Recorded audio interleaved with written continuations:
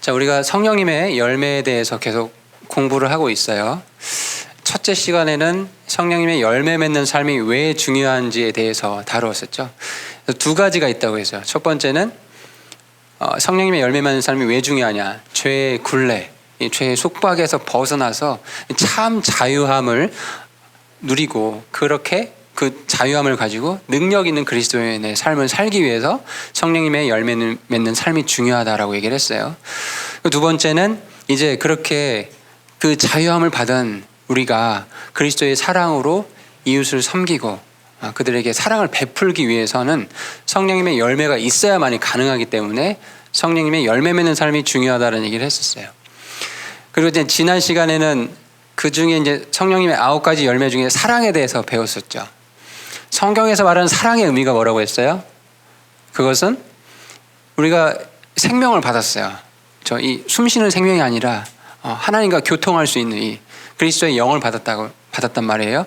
이렇게 그리스도의 생명을 받은 우리가 의지적으로, 능동적으로 의지를 발휘해서 내 이웃을 사랑하라는 그 책임을 다하는 거. 그게 성경에서 말하는 사랑이라고 했어요. 그리고 그 많은 성령의 열매 중에 왜 사랑을 먼저 강조하셨냐. 하나님을 올바르게 사랑하고 또 이웃을 내가 정말 내 몸처럼 섬기고 사랑하려면 그 내 안에 나는 정말 부족하구나, 연약하구나, 정말 무가치한 사람이구나 하는 그런 인식이 되어야 하는데, 하나님의 사랑이 가득한 사람, 정말 올바른 성령님의 열매 그 사랑이 있는 사람은 그렇게 나 자신이 어떤 존재인지를 알 수 있기 때문에 첫 번째로 그 사랑이 내 안에 있어야 된다. 그런 자세가 있어야 된다. 그런 차원에서 이제 성령님의 열매 중에 사랑이 중요하다는 얘기를 드렸습니다. 이 성령님의 열매 맺는 삶을 공부를 하면서 이 질문을 늘 고민해 보라고 했죠. 도대체 여러분을 왜 구원하셨는가?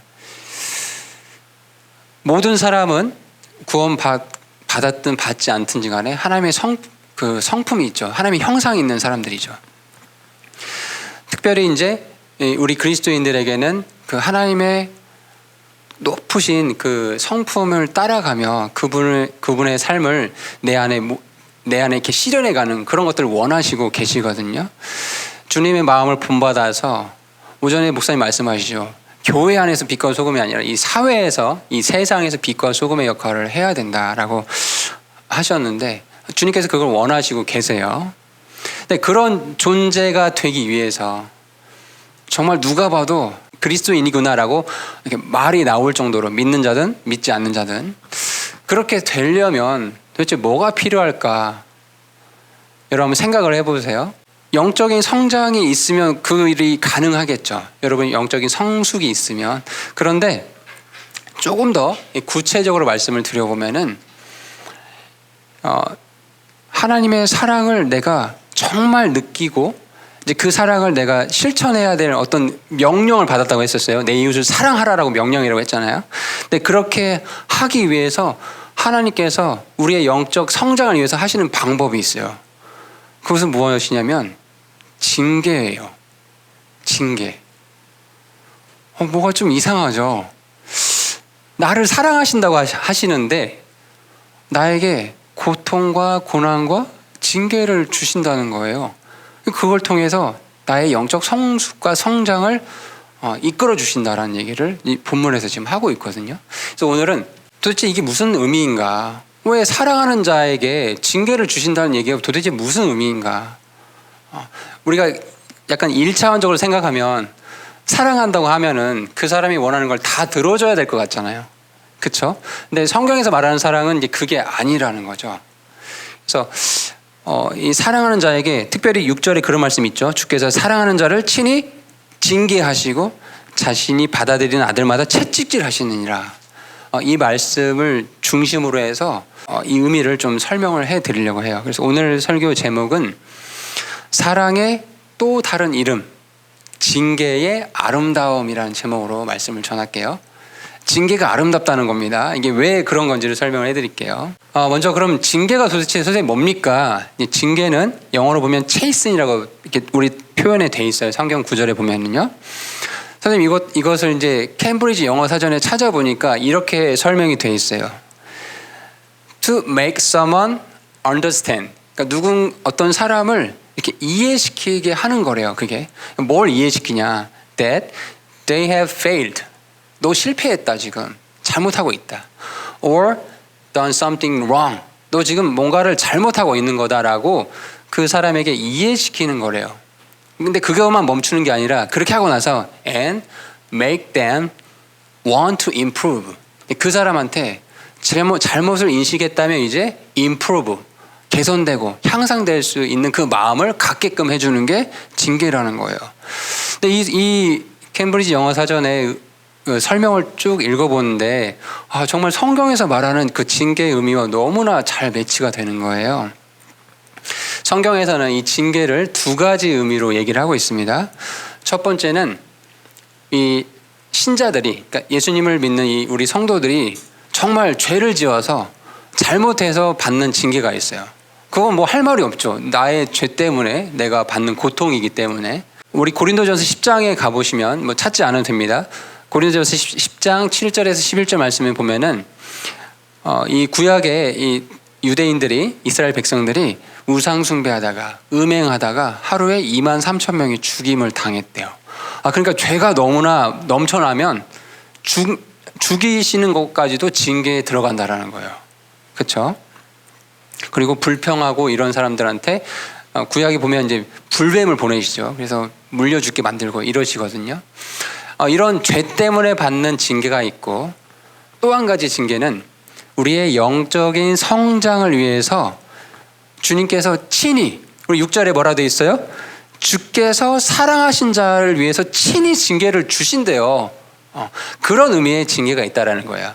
그래서 오늘은 내가 잘못해서 하나님께 범죄해서 받는 그런 어떤 징계가 아니라 나의 영적 성장을 위해서 주님께서 친히 허락하신 그 징계의 의미, 이거에 대해서 같이 공부하려고 합니다.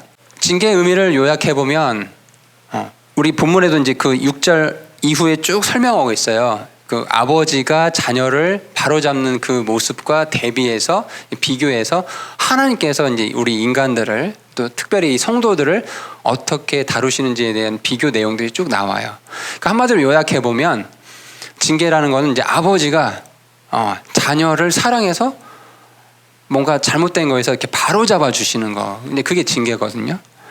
약간 고차원적인 사랑이죠. 죄성이 많은 인간이 원하는 대로 다 들어준다? 그게 정말 사랑일까요?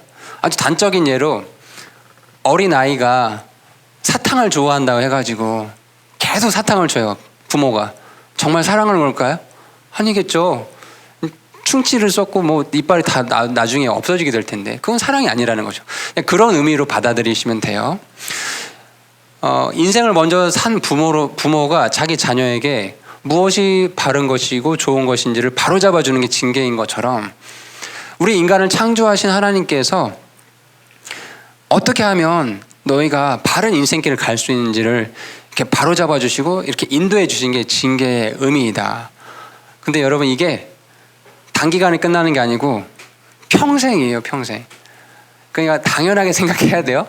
여러분 인생 가운데 이제 징계가 분명히 있어요. 나의 영적 성숙을 위해서, 내 죄 때문이 아니라 그걸 위해서 분명히 징계를 허락하시는데 그때 하나님 나 사랑하셔서 이런 일들을 허락하신 거구나 하고 받아들이시면 됩니다.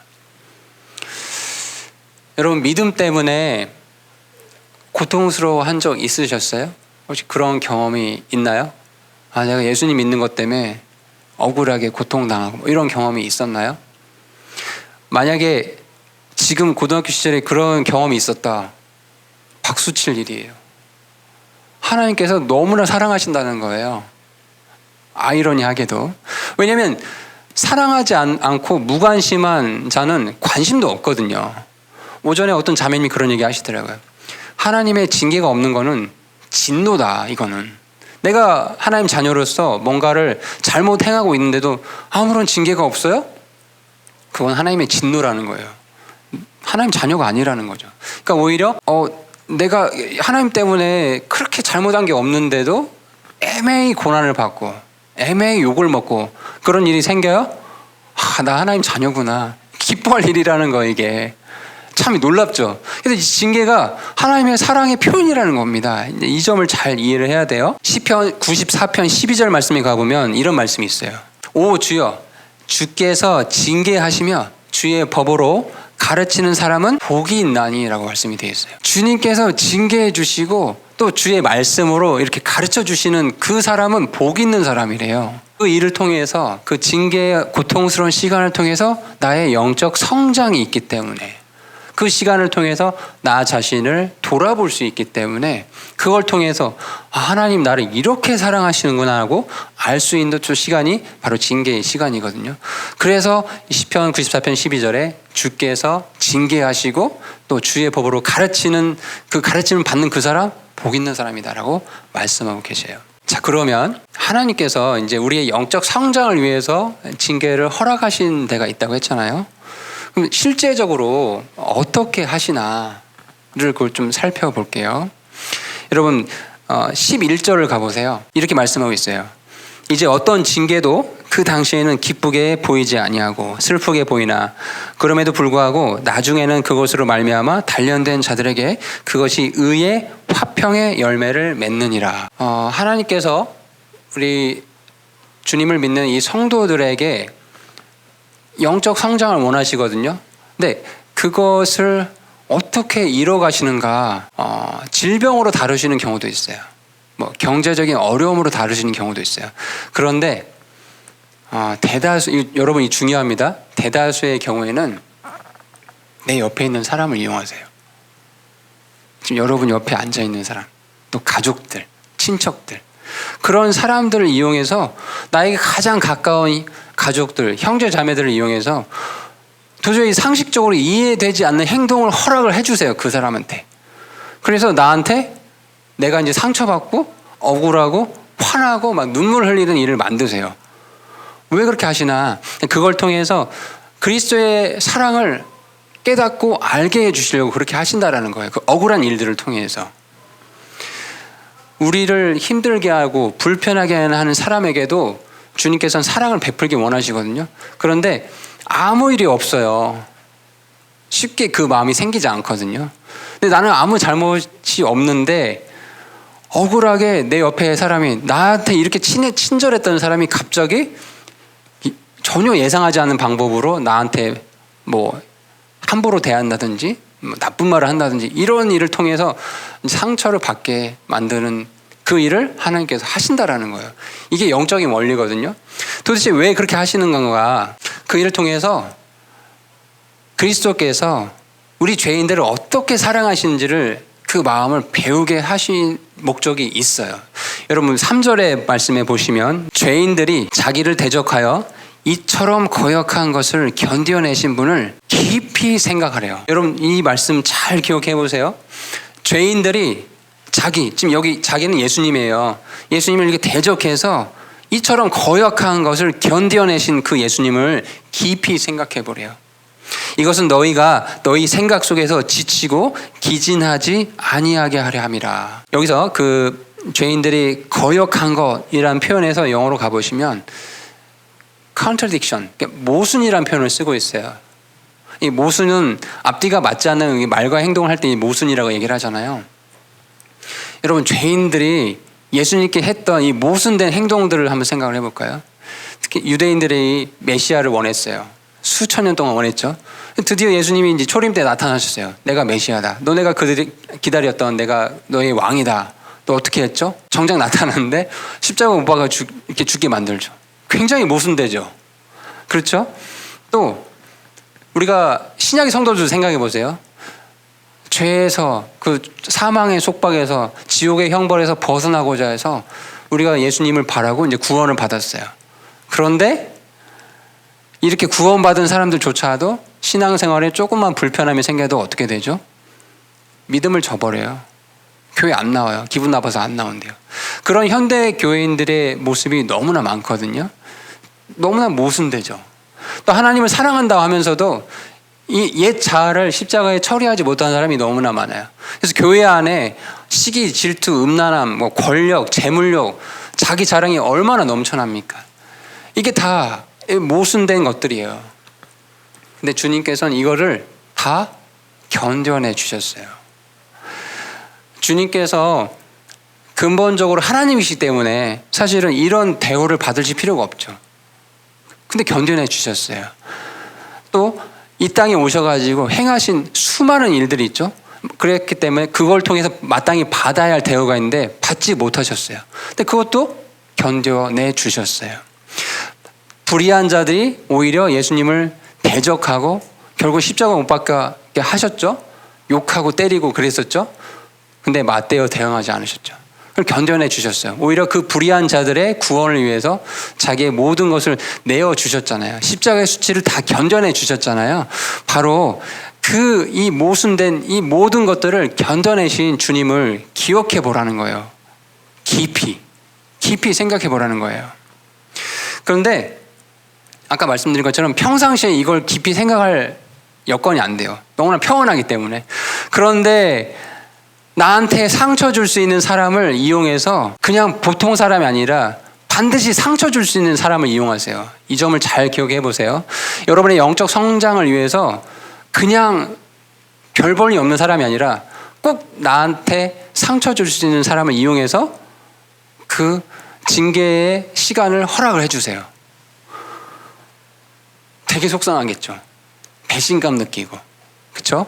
억울하고 이런 화가 나고 이런 생각들이 들 거 아니에요. 근데 그 시간이 됐을 때야 비로소 죄인들이 자기를 대적하여 이처럼 거역한 것을 견뎌내신 그분, 그 주님을 그때야 비로소 깊이 생각해 볼 수 있다는 거예요.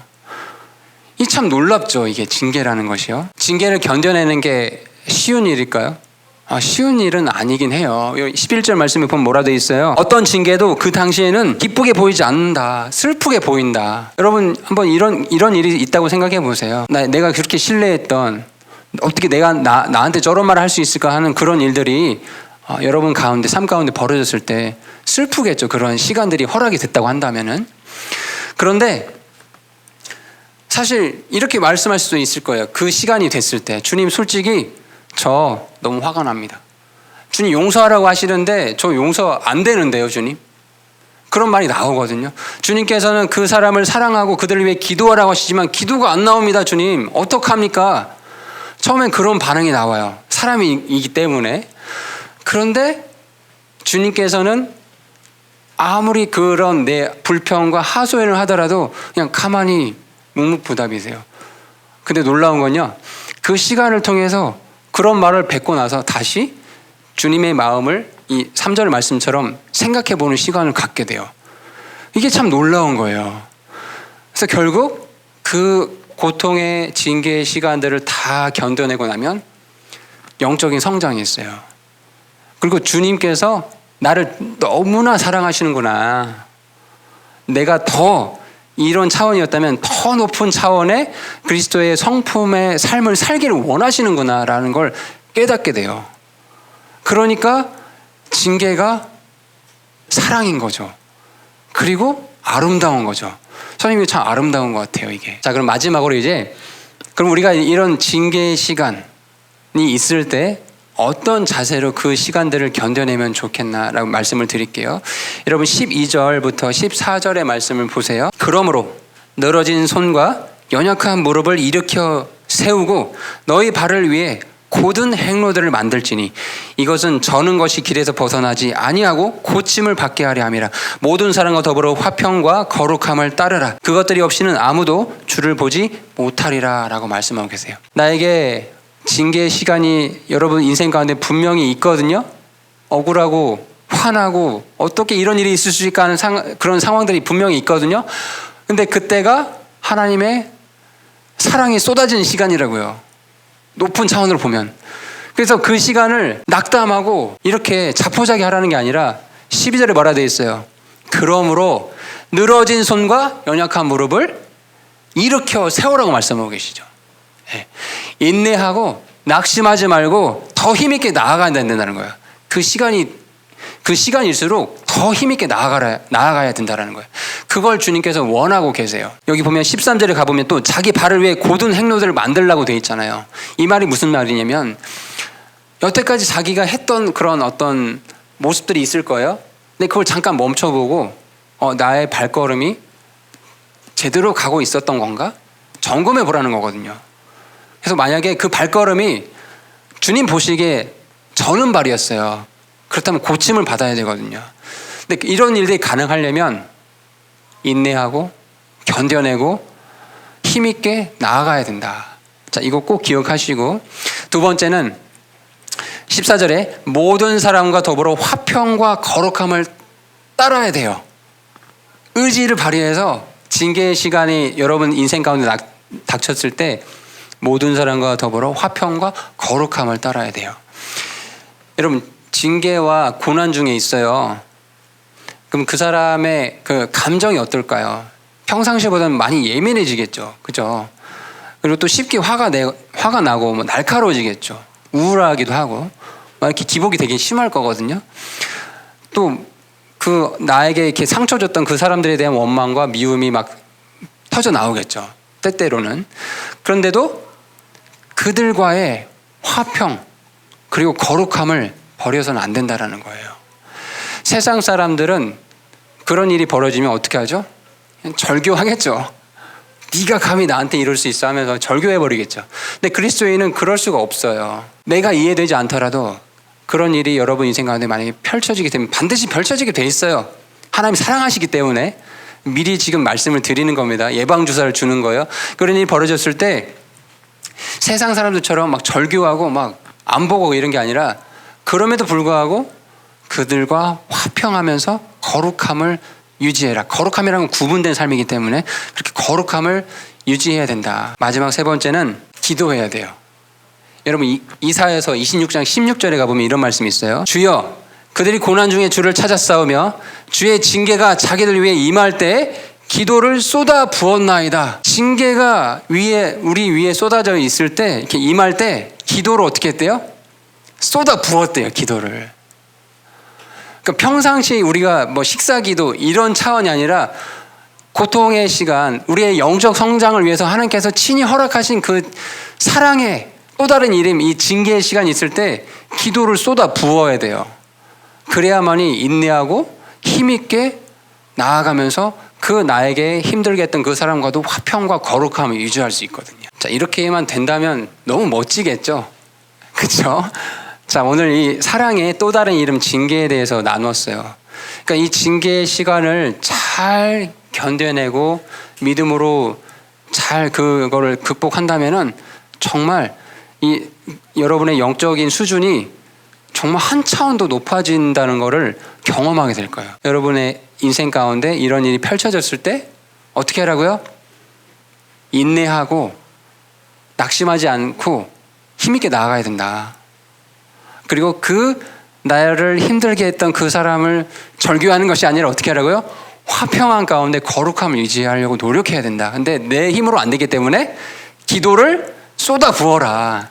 네, 이렇게 하면 성령님의 열매인 이 사랑이 정말 여러분의 실제적인 이 신앙생활의 가운데 열매가 맺어진다라는 그런 어떤 여러분만의 체험, 그런 경험들이 있을 거라고 믿습니다.